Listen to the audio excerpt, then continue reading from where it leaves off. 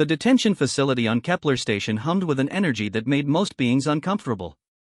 It wasn't just the quantum dampening fields that suppressed all known forms of technology, or the neutronium-reinforced walls that could withstand the impact of a small moon. It was something else entirely, something that made even the most hardened Zephyrian guards avoid eye contact with the lone human prisoner in cell block 7. Commander Saracen sat cross-legged on the cold metal floor of her cell, eyes closed, breathing steady. To the casual observer, she appeared to be meditating. To the Zephyrian scientists monitoring her through their advanced surveillance equipment, she was an enigma wrapped in a mystery. For 3 standard cycles, she had remained perfectly still, barely eating, rarely speaking, seemingly resigned to her fate. They had no idea how wrong they were. High Admiral Vexthal stood before the massive viewing wall that overlooked the detention level, his forearms clasped behind his back in the traditional pose of Zephyrian authority. His chitinous exoskeleton gleamed under the artificial lighting, and his compound eyes reflected the various displays showing Sarah's vital signs, brainwave patterns, and cellular activity. Everything appeared normal for a human female in her early 30s. Everything except for one small anomaly that had been driving the science division to distraction. Still no change in the readings? Vexthal asked without turning around. Science Director Cliffmore approached cautiously, her tentacles writhing with nervous energy. None, High Admiral. The human's biometric signatures remain stable, but we continue to detect trace amounts of an unknown protein sequence in her bloodstream. Our analysis suggests it's not naturally occurring in human physiology. Enhanced genetics? Possibly, but unlike any we've catalogued. The protein appears to be dormant. As if waiting for some kind of activation signal. Vexthal finally turned, his attention focusing on the nervous scientist. Explain. Cliffmore's tentacles coiled tighter around her datapad. The structure suggests it might be designed to interact with external stimuli, perhaps pheromones or specific biochemical triggers. Without knowing the activation mechanism, we can only theorize about its purpose. Theory away. Based on the complexity and the way it's integrated with her nervous system, it could be anything from a communication device to a weapon delivery system. The humans have always been unpredictable in their biotechnology applications. The High Admiral's mandibles clicked together thoughtfully. The human known as Sarah Chan had been captured during the raid on the border colony of New Geneva. Unlike her fellow officers, who had fought with the typical human blend of courage and stupidity, she had surrendered without resistance the moment Zephyrian forces had breached the command bunker. No heroic last stand, no dramatic final transmission to Earth Command, no suicide charge that was so characteristic of human military doctrine. She had simply laid down her weapon, raised her hands, and smiled. That smile had haunted Vexthal for weeks. It wasn't the smile of defeat or resignation. It wasn't even the smile of someone who knew something the enemy didn't. It was worse than that. It was the smile of someone who was exactly where she wanted to be. High Admiral, Communications Officer Yithral's voice crackled through the intercom, interrupting his thoughts. We're receiving a priority transmission from the homeworld. The Council wishes to proceed with the demonstration. Vexthal's compound eyes swirled with anticipation. The demonstration. 3 years of development, countless resources, and the finest biological engineers in the Empire had all led to this moment. The Apex Project, their answer to humanity's stubborn refusal to acknowledge Zephyrian superiority. Very well. Begin preparations for the arena. And summon the human. Sir, should we apply additional restraints? The preliminary reports suggest she has extensive combat training. Vexthal looked back at the viewing wall where Sarah Chen continued her motionless meditation. No. The restraints we have in place are sufficient. Besides, where we're taking her, additional restraints would be redundant. 20 minutes later, Sarah found herself being escorted through the corridors of Kepler Station by 6 heavily armed Zephyrian guards. The energy shackles around her wrists hummed with power, designed to deliver a debilitating shock if she moved too quickly or made any aggressive motions. The collar around her neck served a similar purpose, with the added feature of monitoring her vital signs and chemical emissions. As they walked, Sarah allowed herself a small smile. The guards noticed, of course, Zephyrians were evolved from pack hunters and were highly attuned to behavioral changes in their prey. But they misinterpreted it as human bravado, the final defiant gesture of someone facing certain death. They couldn't have been more wrong. The arena was a marvel of Zephyrian engineering, a spherical chamber nearly a kilometer in diameter, its walls lined with viewing platforms that could accommodate thousands of observers. The floor was covered in a bioadaptive material that could instantly adjust its properties to simulate any environment imaginable. For today's demonstration, it had been configured to resemble the surface of a human colony world: red dirt, sparse vegetation, and a yellowish sun hanging in an artificial sky. As Sarah was led to the center of the arena, she took note of the assembled audience. Representatives from over a dozen species filled the viewing platforms, all potential allies or enemies of the Zephyrian Empire. The message being sent was clear: this is what happens to those who oppose us. This is how we deal with human resistance. A platform descended from the arena's upper reaches, carrying High Admiral Vexthal and his senior staff. When it reached speaking height, Vexthal activated the arena's amplification system. Honored observers, his voice boomed across the chamber, today you witnessed the culmination of the Apex project. For too long, humanity has relied on their primitive weapons and crude tactics to resist the inevitable expansion of civilized space. They have turned their homeworld into a fortress, their colonies into military outposts, and their entire species into a weapon pointed at the heart of galactic progress. The crowd murmured appreciatively. Several species had suffered losses attempting to establish footholds in human-controlled space. But today, Vexthal continued, we demonstrate that no matter how fierce humans believe themselves to be, they are still just another species of prey.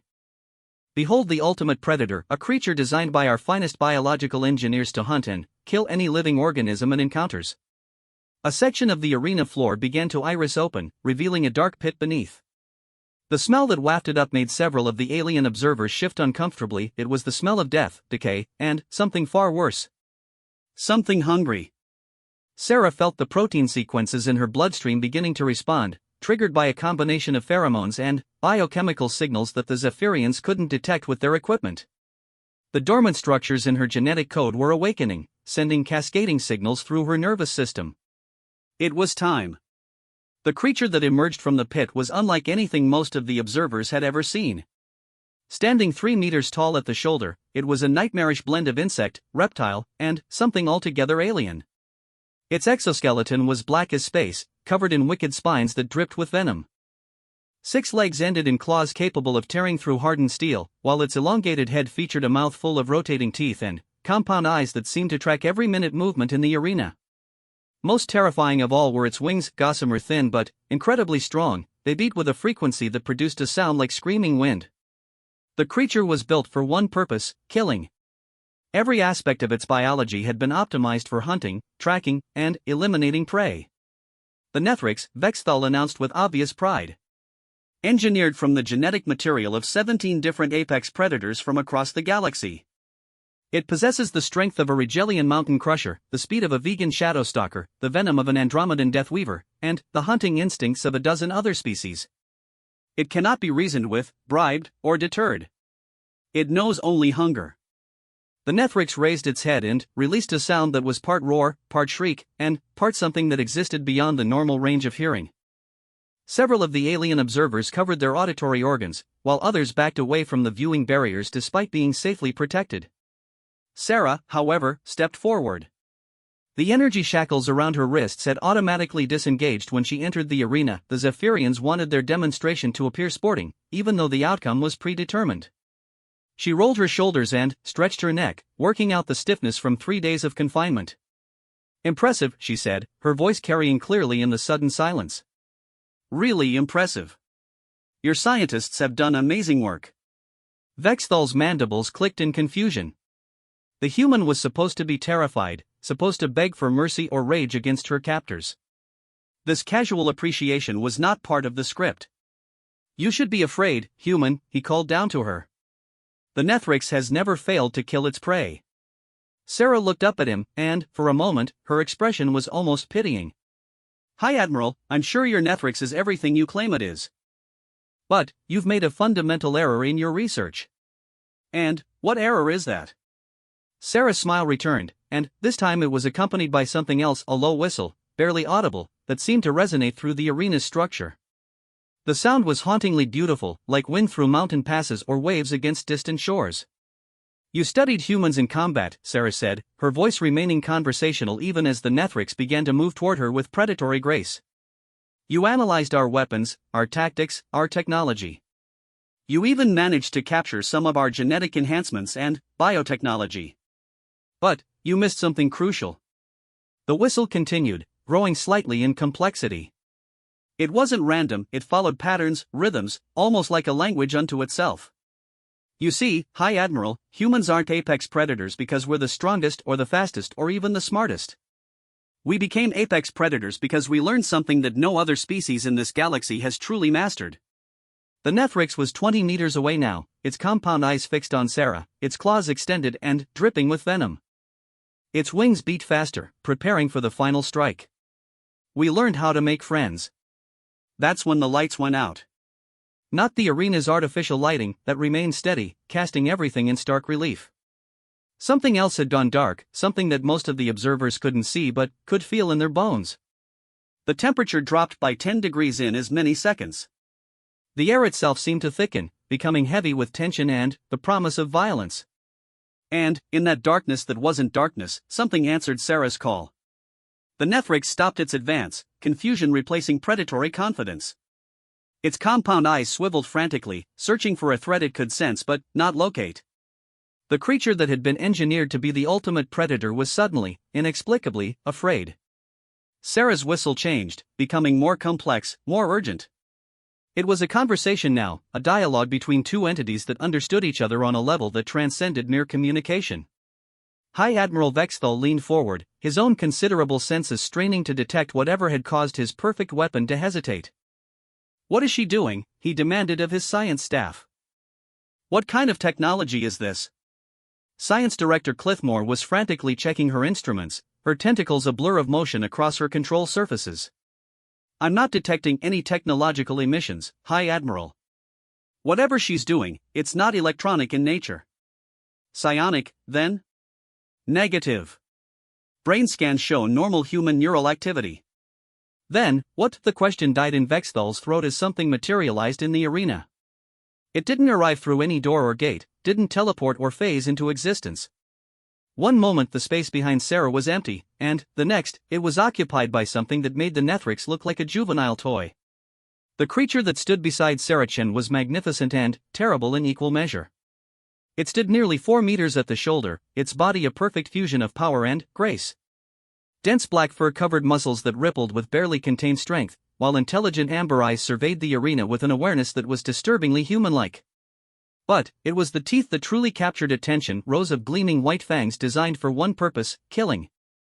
When the creature opened its mouth to pant, the sound reverberated through the arena like distant thunder. "Impossible," Vexthal whispered. Sarah reached up and placed her hand on the creature's massive neck, her fingers disappearing into thick fur. "High Admiral Vexthal," she called up to the viewing platform, "I'd like you to meet Luna. She's a Terran Grey Wolf, though the classification doesn't really do her species justice. The wolf, because that's what it undeniably was, despite its impossible size and obvious genetic modifications, looked up at the Zephyrian delegation with what could only be described as amusement. "Now, I know what you're thinking," Sarah continued conversationally, as if she were giving a lecture rather than standing in a death arena. "You're thinking this is impossible. Wolves are extinct on Earth, have been for centuries. And, even if they weren't, how did one get here? How did it know to come? How did it even know I was in danger?" The Nethrix, meanwhile, had begun to back away. Its engineered instincts were screaming warnings that its artificial intelligence couldn't process. Every sensor in its genetically modified brain was telling it the same thing: predator. Alpha predator. Run. "The answer," Sarah said, "is that you've been studying the wrong thing. You've been so focused on humans as individuals that you never bothered to learn about us as a species.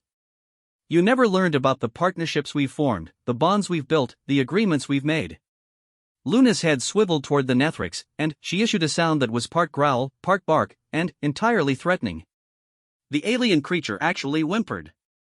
40,000 years ago," Sarah continued, beginning to walk forward with Luna at her side, "my ancestors made a deal with Luna's ancestors. We called it domestication, but that's not really accurate. What we really did was invite another species to become part of our pack. We shared our food, our shelter, our lives, and, in return, they shared their loyalty, their senses, and their fangs." The Nethrix was pressed against the far wall of the arena now, its engineered courage completely evaporated. Several of the alien observers had begun moving toward the exits. The relationship evolved over millennia. We got smaller, faster dogs for hunting small game. Larger, stronger dogs for protection. Smarter dogs for more complex tasks. And, eventually, we got Luna's kind, the perfect fusion of canine intelligence and predatory instinct, enhanced with the same genetic modifications that made human space travel possible. Sarah stopped walking and turned back toward the viewing platform. Luna sat beside her, still focused on the cowering Nethrix but clearly under perfect control. Every human military unit, every exploration ship, every colony transport carries genetic samples from Earth's canine population. Not just for scientific study, but because we learned something important about survival: you never hunt alone if you don't have to.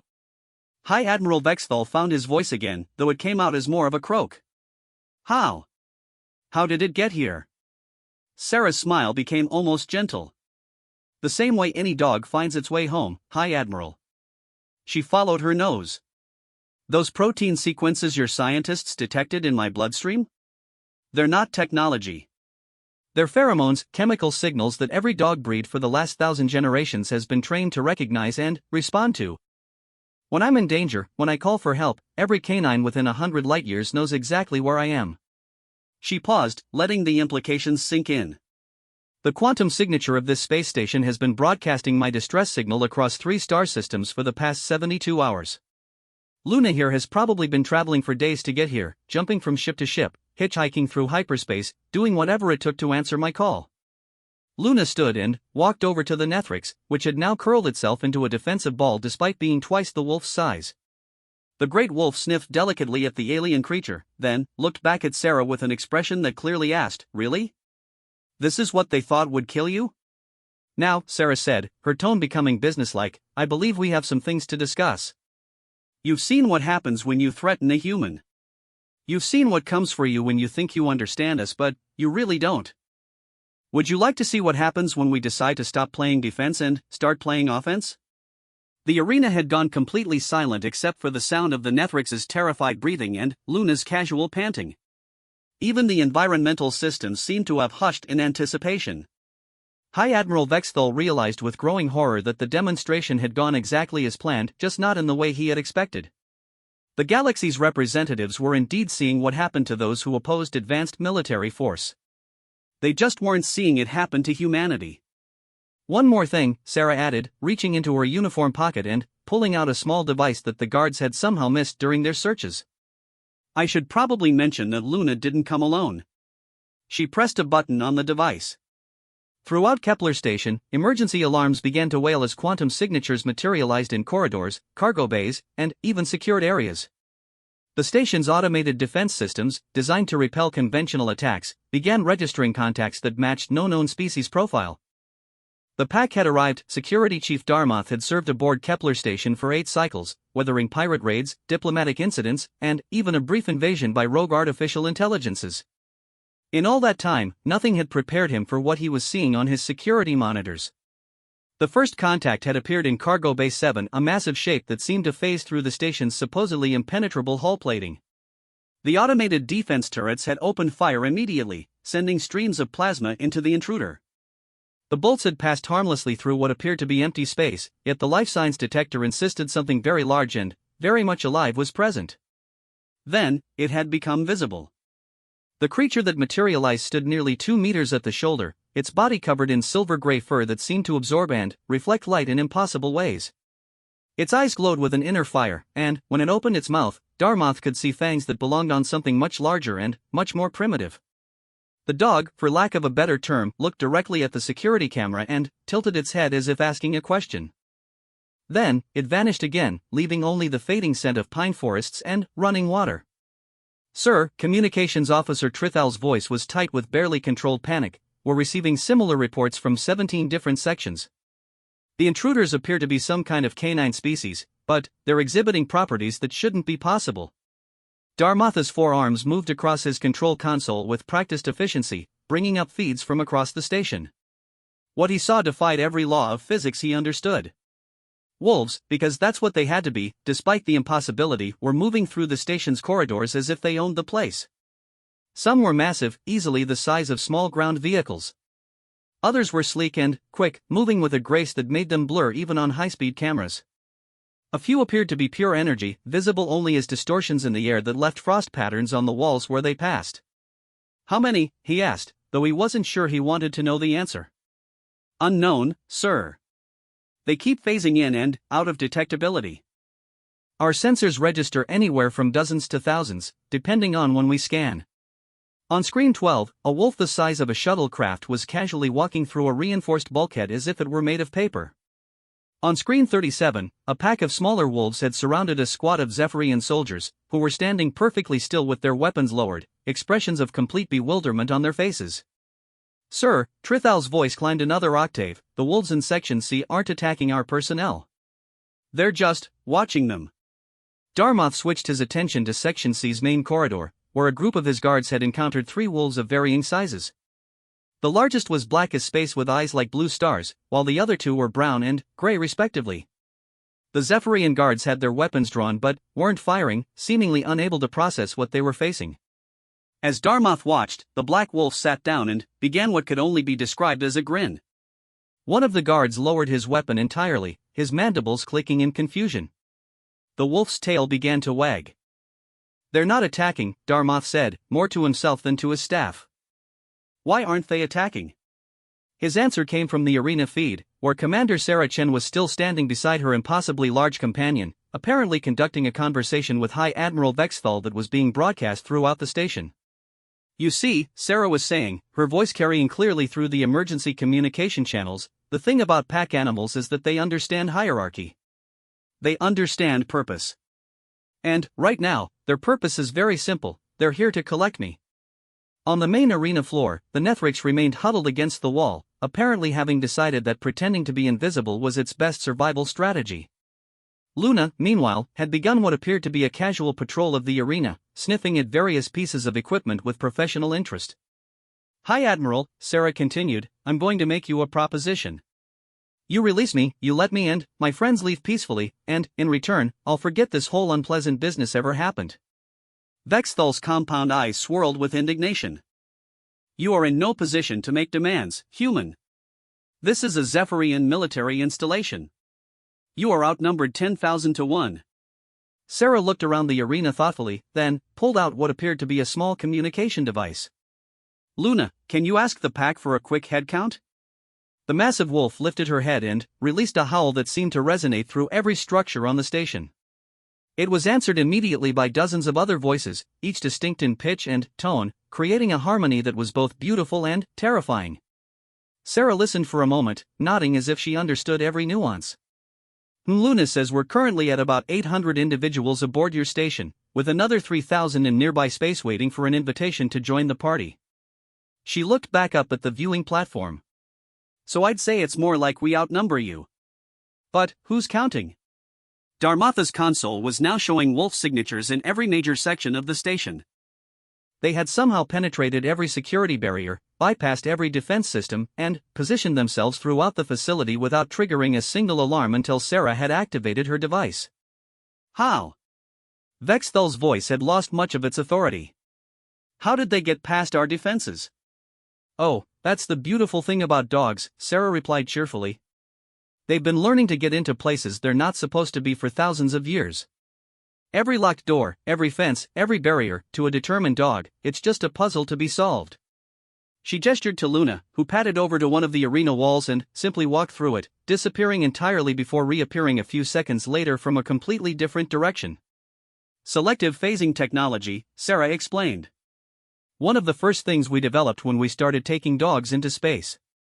Can't have your companions getting stuck in bulkheads during emergency maneuvers. Of course, the applications go far beyond simple safety measures." She looked directly at one of the security cameras. "Hello, Security Chief Darmoth." "Yes, I know who you are." "Luna's been reading your personnel files over your shoulder for the past hour. Don't worry, she's very discreet." Darmoth spun around, scanning his security center. Nothing. No movement, no sounds, no indication that anything was wrong. But, when he looked back at his screens, he could swear he caught a glimpse of amber eyes reflected in his monitor. "Now," Sarah continued, "about that proposition. I really do think it's in everyone's best interest if we resolve this diplomatically. You see, what you're experiencing right now is what we call a soft extraction. The pack is being very polite, very professional. They're not damaging your station, they're not hurting your personnel, they're just making their presence known. She paused, her expression becoming more serious. But, I should warn you that their patience isn't unlimited. Dogs are remarkably loyal creatures, but they get very upset when they think their human is being mistreated. As if to emphasize her point, a deep growl echoed through the station's communication system. It seemed to come from everywhere at once, a sound that bypassed conscious thought and spoke directly to the primitive fear centers of every being aboard. That was Rex, Sarah said conversationally. He's a Terran Mastiff variant, about the size of a heavy transport. Rex gets grumpy when negotiations take too long. High Admiral Vexthal found himself in an impossible situation.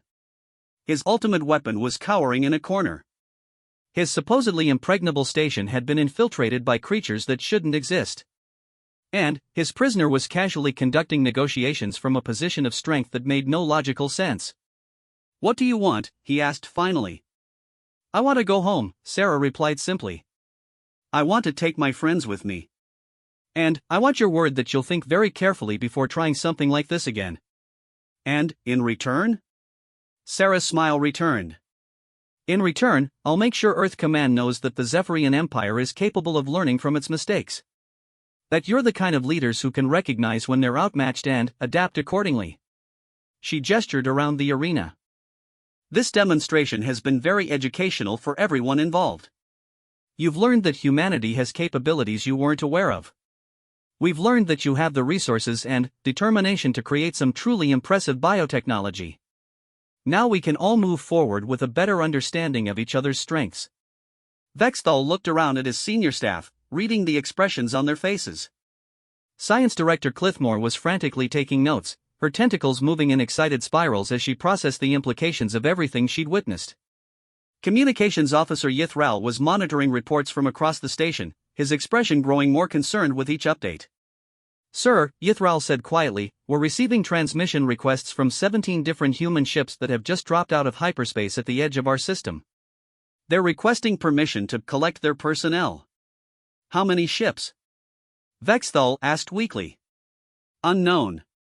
They're not on sensors, but they're definitely out there. The quantum wake signatures suggest a significant fleet presence." Sarah nodded approvingly. "That would be the cavalry." When Luna sent out the call for help, it went to every human ship within 100 light-years. I imagine quite a few captains changed their course plans when they heard one of their own was in trouble. She looked back at the Nethrix, which was still pressed against the wall in a defensive posture. "Your Nethrix really is impressive, by the way. The genetic engineering is first-rate. But there's something about predators that you might not have considered." Luna padded back over to where Sarah stood, then lay down and rolled onto her back, exposing her belly in a gesture of complete trust and affection. Sarah reached down and scratched behind the wolf's ears, earning a contented rumble that seemed to vibrate through the arena floor. "Real predators don't hunt alone unless they have to," Sarah continued. "And they definitely don't hunt things that have bigger, meaner friends. Your Nethrix is designed to be the ultimate individual killer, but it's still just an individual. Luna here is part of something much larger." She stood up, and Luna rolled back to her feet with fluid grace. "The thing about dogs is that they understand pack structure instinctively. They know when to lead, when to follow, and when to call for backup. Your Nethrix might be able to kill one dog, maybe even 2 or 3. But could it handle 50? 100? 1,000? As if responding to some unspoken signal, wolves began to materialize throughout the arena. They didn't all appear at once, instead, they phased into visibility gradually, like ghosts becoming solid. Within moments, the arena floor was populated with dozens of canines of every conceivable size and breed. There were wolves that looked like they'd stepped out of Earth's ancient forests, their fur thick and wild, their eyes holding the wisdom of countless generations. There were sleek, modern breeds that had been genetically optimized for space travel, their bodies designed for zero-gravity maneuvering and their minds enhanced for complex problem-solving. Some were clearly military working dogs, their bearing disciplined and alert. Others appeared to be companions, their body language relaxed and friendly despite the circumstances. A few were obviously specialized for extreme conditions: ice dogs with thick white coats, desert breeds with lean frames and heat-resistant fur, deep-sea variants with webbed paws and enlarged lungs. All of them were looking at the Nethrix with expressions that ranged from mild interest to predatory assessment. "This is what you missed in your research," Sarah said quietly. "You studied human soldiers, human weapons, human technology. But you never studied human relationships. You never looked at the bonds we've formed, the partnerships we've built, the families we've chosen." She walked over to a medium-sized dog with golden fur and intelligent brown eyes. The animal came to her immediately, tail wagging, clearly delighted to see her. Sarah knelt down and hugged the dog firmly. "This is Max," she said. "He belonged to my daughter before she joined the Colonial Marines. When she couldn't take him with her to her duty station, I promised to look after him. That was 6 years ago." She stood up, and Max sat at her feet, his attention split between Sarah and the various other dogs in the arena. "Max might not be as big as Luna or as fierce as Rex. But he's family. And when family is threatened, the entire pack responds." The implications were staggering. This wasn't just about military capabilities or advanced technology. This was about something far more fundamental: the idea that humanity had formed alliances that transcended species boundaries, partnerships that created bonds stronger than mere training or programming. "High Admiral," Sarah said, her voice carrying a note of finality, "I believe we've covered all the important points. You've seen what happens when you try to intimidate humanity with superior force. You've learned that our capabilities extend far beyond what you cataloged in your intelligence files.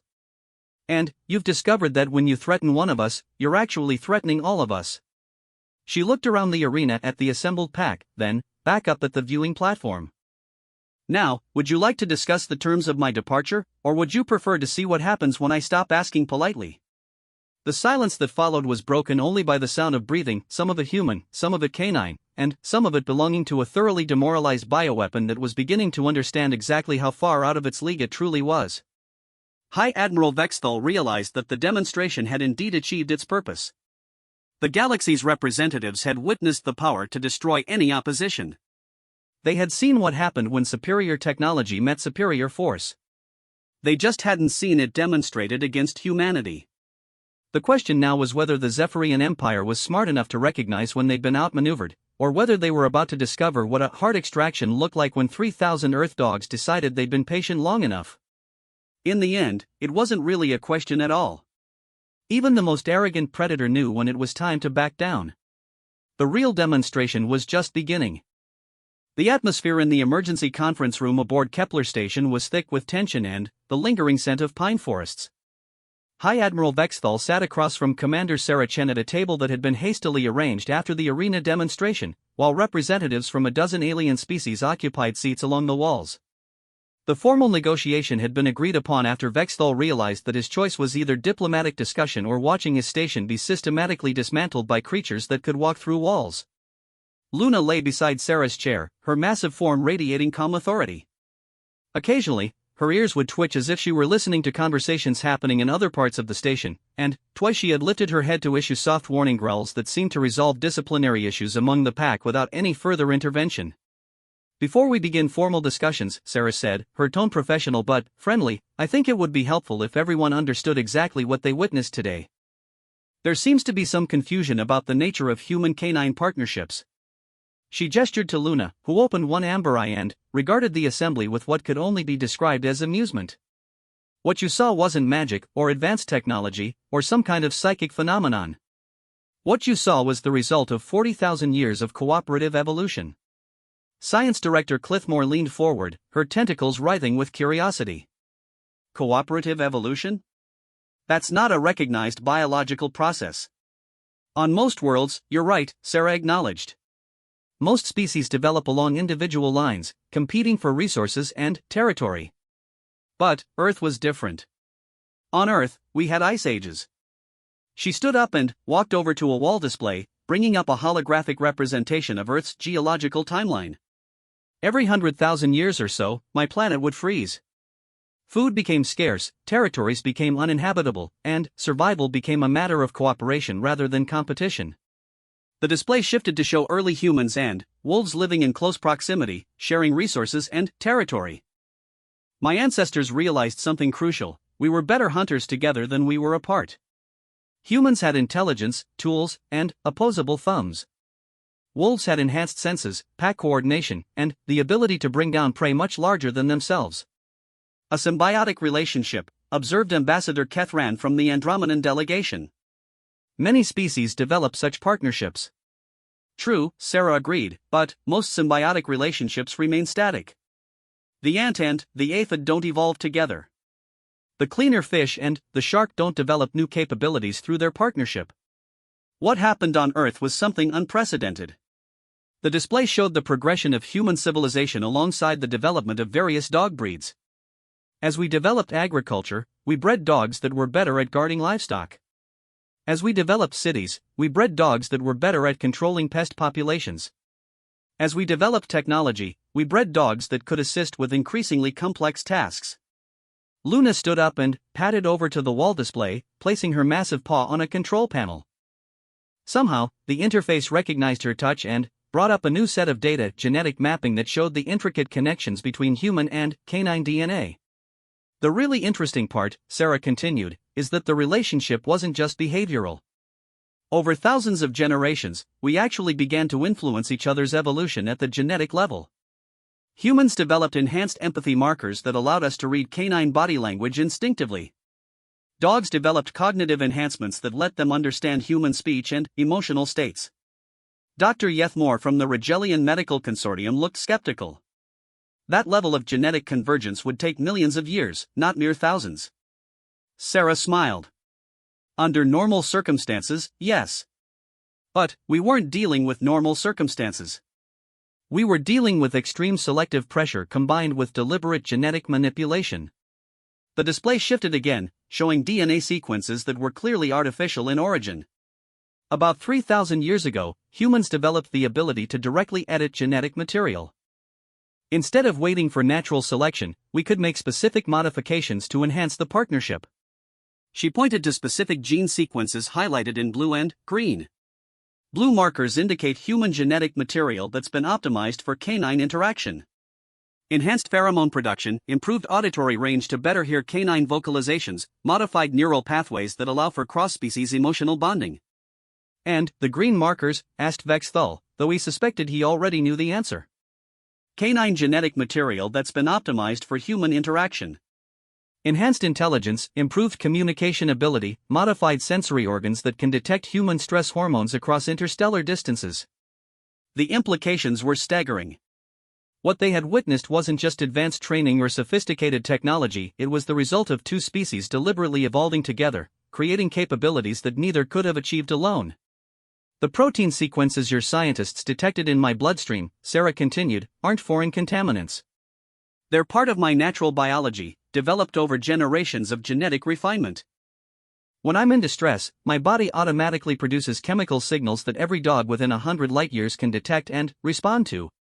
Ambassador Frixtel from the Centauran Trade Federation shifted uncomfortably. You're describing a biological weapon. No, Sarah said firmly. I'm describing a family. The difference is motivation. She walked back to her chair and sat down, her hand automatically going to Luna's head. The massive wolf leaned into the touch, and, for a moment, the conference room was filled with the sound of deep, contented rumbling. Every species in this room has families, Ambassador Frixtel. You protect your young, you care for your elders, you form bonds with those who share your genetic material. What humans did was extend that concept beyond biological boundaries. We chose to make dogs part of our family structure, and they chose to accept us as part of their pack hierarchy. But, the scale, Vexthal protested. What we've seen today suggests coordination across vast distances, resources that would rival military fleets. How is such a thing possible? Sarah leaned back in her chair, apparently considering how much to reveal. High Admiral, how many Zephyrians are there in the galaxy? Approximately 200 billion across 17 star systems. And how many humans? According to our intelligence, roughly 150 billion across 12 star systems. Sarah nodded. Those numbers are approximately correct. Now, would you like to guess how many dogs there are? The silence that followed was profound.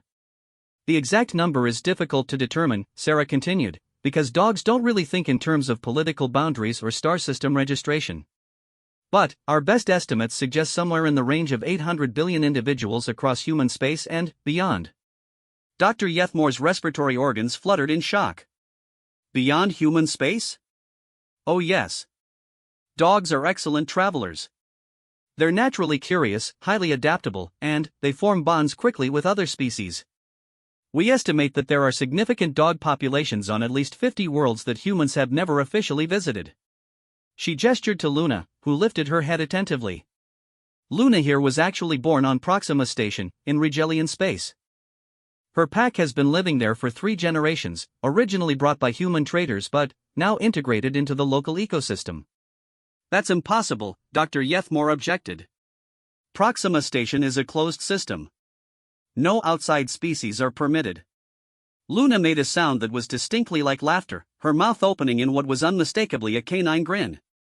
Sarah scratched behind the wolf's ears affectionately. The thing about dogs, Sarah said, is that they don't really recognize concepts like no unauthorized entry or restricted species. They see a new place, new people, and they think, friends I haven't met yet. Most species find it very difficult to be hostile towards something that just wants to play fetch and share dinner. The representatives exchanged uncomfortable glances. The idea that their supposedly secure systems had been infiltrated by friendly, curious animals was somehow more disturbing than the thought of military invasion. So when I activated my distress beacon, Sarah continued, it didn't just reach military assets or planned resources. It reached every dog within range, pets, working animals, feral populations, and everything in between. They responded because that's what family does. Ambassador Kethran cleared his throat nervously. Commander Chun, are you suggesting that humanity has established a spy network using domesticated animals? Sarah's expression became genuinely puzzled. Spy network? Ambassador, dogs aren't spies. They're dogs. They don't gather intelligence or report on military movements or engage in espionage activities. Then, how did they coordinate such a precise response? They didn't coordinate anything. They just did what dogs do, they came when called. The precision you observed was the result of 40,000 years of pack behavior optimization. When one dog issues a distress call, every other dog within range responds according to their individual capabilities. She gestured around the room. Some dogs are good at tracking and found the fastest routes here. Some dogs are good at problem solving and figured out how to bypass your security systems. Some dogs are good at communication and relayed messages across interstellar distances. They weren't following orders or executing a plan, they were just being themselves. Luna stood up and walked over to High Admiral Vexthal, who tensed instinctively. The massive wolf sniffed at him for a moment, then sat down and offered her paw in what was clearly a gesture of friendship. Vexthal stared at the extended paw as if it were a live explosive. She likes you, Sarah observed. She's saying that despite the circumstances, she doesn't consider you an enemy. Just someone who made a mistake.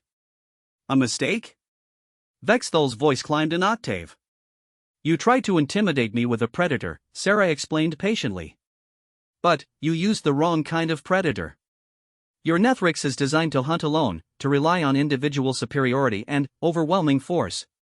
Dogs hunt as a pack. They understand that sometimes the best way to take down a larger opponent is to surround it, confuse it, and make it understand that resistance is futile. She gestured back toward the arena, where the Nethrix was presumably still recovering from its encounter with pack psychology. Your bioweapon isn't broken, High Admiral.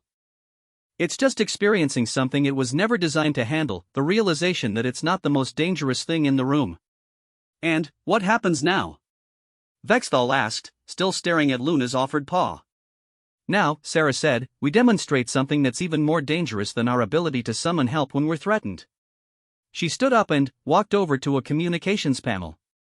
Computer, open a channel to Earth Command. Channel open, the station's AI responded. Earth Command, this is Commander Sarah Chen aboard Kepler Station.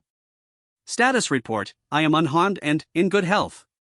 The Zephyrian Empire has demonstrated advanced biotechnology capabilities but has shown willingness to negotiate diplomatically when faced with superior force. Acknowledged, Commander Chen, came the reply. What are your recommendations regarding future relations with the Zephyrian Empire? Sarah looked around the room at the assembled representatives, her expression thoughtful. I recommend that we invite High Admiral Vexthal and his senior staff to Earth for formal diplomatic discussions. I believe there's potential for mutual benefit if we can move past this initial misunderstanding. The silence that followed was broken only by the sound of several beings having difficulty breathing. You're inviting us to Earth? Vexthal asked weakly. Of course, Sarah replied. You've shown that you're capable of impressive technological development. We've shown that we have capabilities you weren't aware of. Now we should probably sit down and figure out how we can work together instead of against each other. She looked down at Luna, who was still offering her paw to Vexthal. The choice is yours, High Admiral. You can shake Luna's paw and accept our invitation to discuss future cooperation, or you can continue to see us as enemies and face the consequences of that decision. Luna tilted her head and whined softly, a sound that somehow managed to convey both patience and mild reproach. The message was clear, she was trying to be friendly, but she wouldn't wait forever. High Admiral Vexthal looked around at his staff, at the alien representatives, at the human commander who had just demonstrated that everything he thought he knew about galactic power structures was wrong. Then, he looked down at Luna's extended paw and realized that some choices weren't really choices at all. When he reached out with one of his 4 hands to gently grasp the massive paw, Luna's tail began to wag with enough force to shake the conference table. It was, Sarah reflected, exactly the kind of diplomatic breakthrough that was only possible when you brought a really good dog to the negotiation. 3 weeks later, High Admiral Vexthal found himself standing in what humans called a dog park in the heart of New Geneva, Earth's diplomatic quarter. The scene before him defied everything he thought he understood about military organization, species hierarchy, and the fundamental nature of predator-prey relationships. Children ran through the grass while massive wolves played gentle games of chase, their powerful jaws carefully gripping frisbees and balls rather than flesh and bone. Business executives conducted meetings while their canine companions socialized nearby, occasionally interrupting negotiations to alert their humans to more interesting developments like squirrels or ice cream vendors. Military personnel in dress uniforms walked side by side with dogs wearing matching ceremonial collars, the pairs moving with a synchronization that spoke of countless hours of shared training and mutual trust. It's not what you expected, is it? Commander Sarah Chen asked, settling onto a bench beside him. Luna sprawled in the grass at their feet, apparently asleep but with one ear constantly monitoring the activity around them. Vexthal's compound eyes tracked a particularly stunning example of the phenomenon, a small human child, perhaps 6 years old, riding on the back of a wolf that had to weigh at least 3 times her own body weight. The wolf was moving with exaggerated care, each step calculated to ensure the child's safety while maintaining the fiction that this was a wild adventure. I don't understand, Vexthal admitted. That creature could kill the child in seconds. Why doesn't it? Same reason you don't kill everything you could kill, Sarah replied. Because power without purpose is just destruction, and destruction without meaning is just waste. She pointed to another section of the park, where an elderly human was throwing tennis balls for what appeared to be a pack of wolves the size of small vehicles. See Mr. Peterson over there? He's 87 years old, retired from the Colonial Engineering Corps. Those aren't his dogs, by the way, they're feral wolves who live in the park. Feral? Vexthal's voice climbed several octaves. Undomesticated predators interacting with civilians? Well, feral is relative when you're talking about Earth dogs. They're not owned by any particular human, but they're still part of the larger pack structure. They've chosen to live here because they like the social interaction and the regular meals. Sarah watched as Mr. Peterson's throwing arm finally gave out, and the wolves gathered around him in a protective circle, clearly concerned about his well-being. They've been looking after him for 3 years now, ever since his wife died. They walk him home every evening, stay with him during thunderstorms, and once they brought the emergency services when he fell in his garden. The authorities permit this? Permit it? They encourage it. Mr. Peterson's health and happiness have improved dramatically since the pack adopted him. His medical costs have dropped by 70%, his social interaction scores are off the charts, and his cognitive function tests are better now than they were 10 years ago. Vexthal watched as one of the massive wolves gently took the tennis ball launcher from the old man's hands and carried it to a nearby storage shed. Another wolf had somehow procured a comfortable chair and was carefully positioning it in the shade for Mr. Peterson to rest in. This is what we've been trying to explain to the galactic community, Sarah continued. When we say that dogs are part of human society, we don't mean their tools or weapons or resources. We mean they're citizens. They have rights, responsibilities, and the freedom to make their own choices about how they want to live. She gestured toward a group of humans and dogs engaged in what appeared to be a complex training exercise. See that team over there? They're preparing for a deep space exploration mission. The humans handle navigation, technical systems, and decision-making. The dogs handle threat assessment, psychological support, and emergency response. And if orders conflict? If the dogs disagree with human decisions? Sarah's smile became slightly wicked. Then, we listen to the dogs. They're usually right about danger. A soft chime sounded from Sarah's communication device, and she glanced at it briefly. Ah, perfect timing. Hi Admiral, would you like to see where this relationship actually leads? I mean, beyond what you witnessed on Kepler Station? Before Vexthal could respond, the sky above the park began to shimmer. What had appeared to be empty space suddenly revealed itself to be something else entirely, a massive structure that had been hidden behind some kind of optical camouflage. As the concealment field faded, Vexthal found himself staring up at a spacecraft unlike anything in his considerable experience. The ship was enormous, easily the size of a Zephyrian dreadnought, but its design was completely alien to conventional spacecraft architecture. Instead of the angular, aggressive lines typical of military vessels, this ship seemed to flow like water, its hull curved and organic in appearance. Strange protrusions that looked almost like ears or antennae extended from various points, and the entire surface seemed to shimmer with an inner light. What is that? Vexthal whispered. That, Sarah said with obvious pride, is the CNS Companion. She's the flagship of the Combined Fleet, the first spacecraft designed and built through true human-canine cooperation. As they watched, smaller objects began to detach from the main ship, descending toward the park with impossible grace. They weren't shuttles in any conventional sense, they moved too fluidly, too organically, like living things rather than mechanical constructs. The first of these objects landed near their bench, and Vexthal realized with shock that it was indeed alive. The creature that stepped out of what he had taken for a spacecraft was unlike anything he had ever seen, a wolf, certainly, but one that had been modified far beyond anything he could have imagined. Standing nearly 5 meters tall, the being was covered in what appeared to be biometallic fur that shifted color based on the lighting. Its eyes held an intelligence that was clearly enhanced beyond normal canine parameters, and, when it spoke, its voice was perfectly clear and unmistakably articulate. "Commander Chen," the creature said, its tone formal but warm, "it's good to see you again. Captain Luna sends her regards and asks if you're ready for the demonstration." Demonstration? Vexthal managed. The enhanced wolf turned its attention to him, and Vexthal felt the weight of an intelligence that was clearly evaluating him on multiple levels. "Hi Admiral Vexthal," it said with a slight bow, "I am Navigator Prime Rex, currently serving as first officer aboard the Companion. The captain thought you might be interested in seeing the logical conclusion of human-canine partnership." Sarah stood up, brushing grass from her uniform. "Hi Admiral, what you witnessed on Kepler Station was essentially a rescue operation, dogs responding to a distress call from a pack member. What you're about to see is something completely different." The biometallic wolf, Rex, gestured toward the landed transport with one of his front paws. "If you would join us aboard the Companion, we can show you what happens when two species stop being separate entities and become something new." Vexthal hesitated. Everything about this situation violated his understanding of natural law, military protocol, and basic survival instinct. He was being invited aboard an alien spacecraft by a talking wolf, with only the word of a human commander as guarantee of his safety. On the other hand, the alternative was returning to Zephyrian space with a report that no one would believe and recommendations that would likely result in his court-martial for cowardice.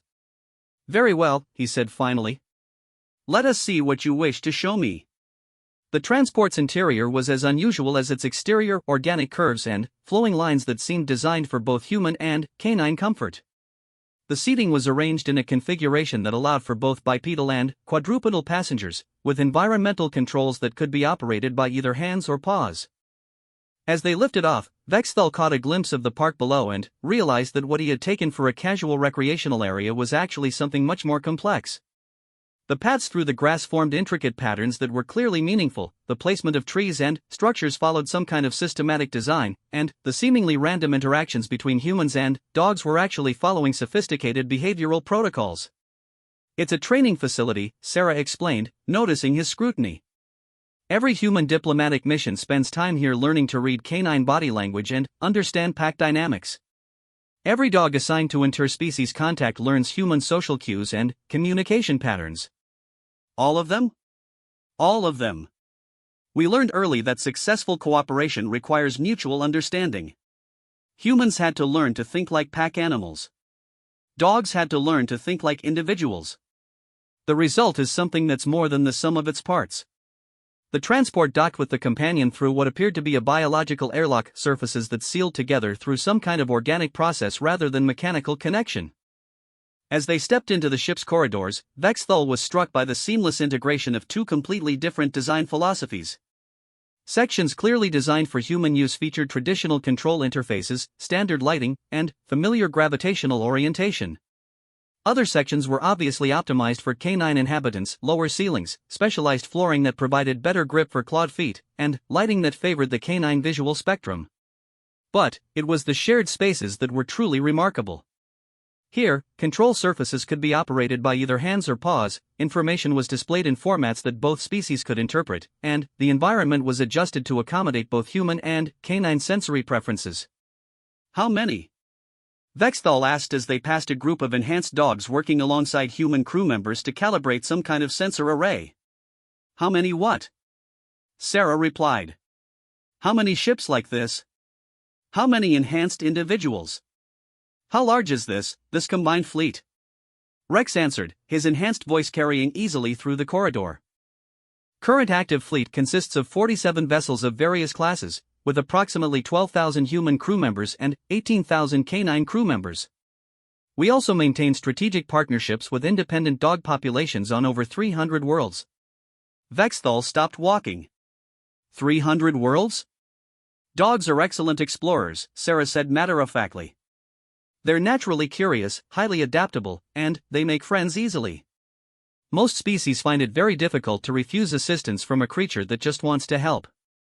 They entered what appeared to be the ship's main bridge, and Vexthal found himself face to face with perhaps the most extraordinary sight of his entire military career. The command center was staffed by an integrated crew of humans and enhanced dogs working together with a coordination that went far beyond mere training or programming. At the center of the bridge, a wolf of truly massive proportions sat in what was clearly the captain's chair. Like Rex, this being had been enhanced far beyond baseline canine parameters, but the modifications were even more extensive. When she turned to face the newcomers, Vexthal saw eyes that held intelligence, wisdom, and something that looked remarkably like humor. Hi Admiral Vexthal, the captain said, her voice resonating with authority. Welcome aboard the Companion. I am Captain Luna, I believe you've met my smaller sister. Vexthal looked back at Sarah, who nodded confirmation. Luna here is what we call a full enhancement individual. She's been modified for space travel, enhanced for cognitive performance, and trained for fleet command. She's also one of the finest starship captains in human space. Enhanced how? Vexthal asked weakly. Captain Luna stood, revealing a body that was clearly designed for the rigors of space travel, enlarged lungs for extended EVA operations, reinforced skeletal structure for high-gravity maneuvers, and sensory organs that were obviously beyond anything nature had originally provided. The process is complex, she explained, but the basic principle is simple. Humans have intelligence, creativity, and the ability to plan long-term strategies. Dogs have enhanced senses, intuitive understanding of group dynamics, and the ability to make split-second decisions based on incomplete information. She gestured around the bridge, where human crew members were handling technical systems while enhanced dogs monitored threat assessment, navigation, and crew welfare. When you combine those capabilities and add technological enhancement to bridge the gaps, you get something that's more effective than either species could be individually. But why? Vexthal asked. Why go to such extremes? Why modify yourselves to work with another species? Captain Luna exchanged a look with Sarah, and, for a moment, Vexthal glimpsed something that transcended species boundaries, a shared understanding that went deeper than words. Because, Sarah said quietly, 40,000 years ago, humans learned the most important lesson in the galaxy: survival isn't about being the strongest or the smartest or the most ruthless. Survival is about finding others who will stand with you when everything goes wrong. She looked out at the stars visible through the bridge's main viewer. Every species in the galaxy is facing the same challenges: limited resources, hostile environments, the constant threat of extinction. Most species try to solve these problems through dominance, conquest, or isolation. And humans? Humans make friends, Captain Luna said simply. We find allies, we build partnerships, we create bonds that make all of us stronger than we would be alone. She turned back to Vexthal, and he saw in her enhanced eyes something that was both alien and utterly familiar, the look of a being who had found their place in the universe and was completely comfortable with their choices. High Admiral, she continued, would you like to see what happens when 300 worlds decide they want to be part of that partnership? Before Vexthal could respond, the bridge's main display lit up with a view that made his respiratory organs stop functioning entirely. Spread across the star field in perfect formation were ships, hundreds of them, representing dozens of different design philosophies and construction techniques. The combined fleet, Sarah explained, representing every species that has chosen to join the Human-Canine Alliance. Not through conquest or intimidation, but through friendship. As Vexthal watched, the ships began to move in perfect coordination, executing maneuvers that would have been impossible for any single species to coordinate. The display showed dozens of different physiologies working together: aquatic species, energy beings, hive minds, and individual consciousness, all moving as one unified force. "This is what you missed in your intelligence reports," Captain Luna said gently. "You saw human military strength and thought it was about weapons and technology. But human strength has never been about the ability to destroy. It's about the ability to create bonds that make destruction unnecessary." She looked directly at Vexthal, and he felt the weight of an intelligence that was making calculations on a scale he couldn't comprehend. "The question now, High Admiral, is whether the Zephyrian Empire would like to be part of that bond, or whether you prefer to remain isolated in a galaxy that's becoming increasingly connected." Vexthal stared at the display, watching ships that represented species he'd never heard of working together with a precision that his own military could never achieve. The implications were staggering. This wasn't just about human capabilities, this was about a fundamental shift in how galactic civilization was organizing itself. And, somehow, at the center of it all, was the simple relationship between a species that had learned to think beyond itself and another species that had never known how to be alone. The demonstration, he realized, had been far more comprehensive than he'd initially understood. And the choice facing the Zephyrian Empire was more profound than mere military alliance. It was the choice between isolation and belonging. Between dominance and partnership. Between being alone in the galaxy, or being part of something larger than any individual species could imagine. As Captain Luna waited for his response, Vexthal found himself thinking about Luna's smaller sister, still sleeping peacefully in the park below, and the human child who trusted her enough to ride on her back. Some choices, he realized, weren't really choices at all. 6 months after the events aboard Kepler Station, High Admiral Vexthal stood in his new office aboard the CNS Companion, watching through the observation deck as the largest diplomatic gathering in galactic history unfolded in the space around Earth. The sight still amazed him: over 800 ships representing more than 200 species, all gathered for what humans had dubbed the Great Joining. The transformation in his own understanding had been profound. What had begun as a simple intelligence-gathering mission had evolved into something he could never have anticipated. The Zephyrian Empire hadn't just joined the Human-Canine Alliance, they had become one of its most enthusiastic proponents, contributing resources and personnel to an expansion that was reshaping the political landscape of the entire galaxy. "Still can't believe it, can you?" Commander Sarah Chen asked, entering the observation deck with her usual casual confidence. Luna, the original Luna, padded beside her, no longer wearing the formal diplomatic collar she'd adopted for their initial meetings but instead sporting what appeared to be a Zephyrian ceremonial harness that somehow managed to look both dignified and comfortable. "I keep expecting to wake up and discover this is all some kind of elaborate simulation," Vexthal admitted. "The mathematics alone should make this impossible. The logistics of coordinating this many species, the communication barriers, the cultural differences, but..." Sarah prompted, settling into a chair that had been specifically designed to accommodate both human and Zephyrian physiology. "But it works," Vexthal finished. "Against all probability, all logic, all previous precedent, it actually works."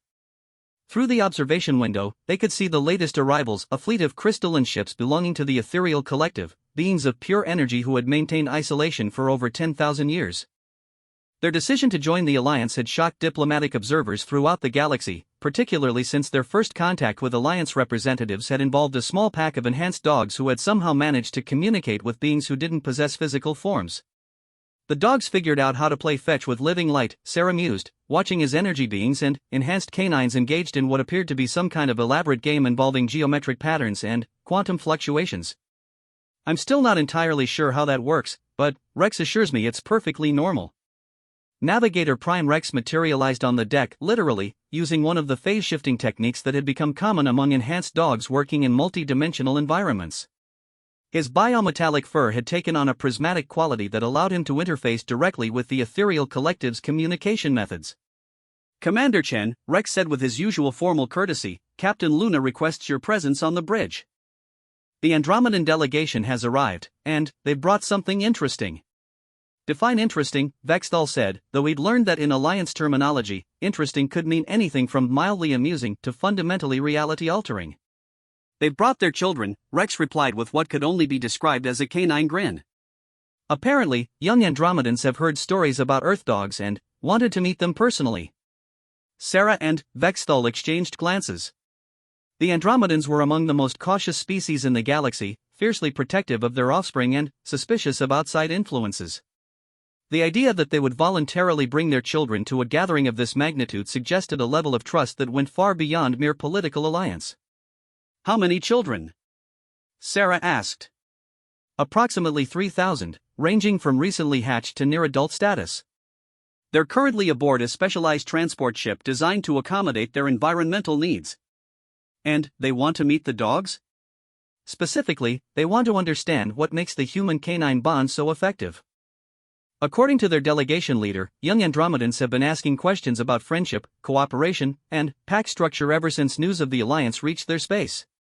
Vexthal felt a familiar sense of wonder at the scale of what was happening. 6 months ago, he would have considered the idea of children from a xenophobic species requesting contact with alien predators to be impossible. Now, it seemed like just another day in Alliance space. They made their way to the main bridge, where Captain Luna was coordinating what appeared to be one of the most complex logistics operations in galactic history. The main display showed the positions of hundreds of ships, each requiring different environmental conditions, communication protocols, and cultural accommodations. Admiral, Captain Luna greeted Vexthal with the easy familiarity that had developed between them over the months of cooperation. How are your people adapting to the latest integration protocols? Better than expected, Vexthal replied honestly. The engineering teams are particularly impressed with the biometallic enhancement procedures. We've had 17 volunteers request modification for deep space exploration duties. And the Council's response? Enthusiastic approval. The economic benefits alone have exceeded all projections, but it's the psychological improvements that have really caught their attention. Zephyrian personnel working with enhanced dogs report higher job satisfaction, better stress management, and improved problem-solving capabilities. It was true. The integration of Zephyrian personnel into mixed-species teams had produced results that their best sociologists couldn't explain. Somehow, the presence of enhanced dogs seemed to bring out cooperative instincts that most species didn't.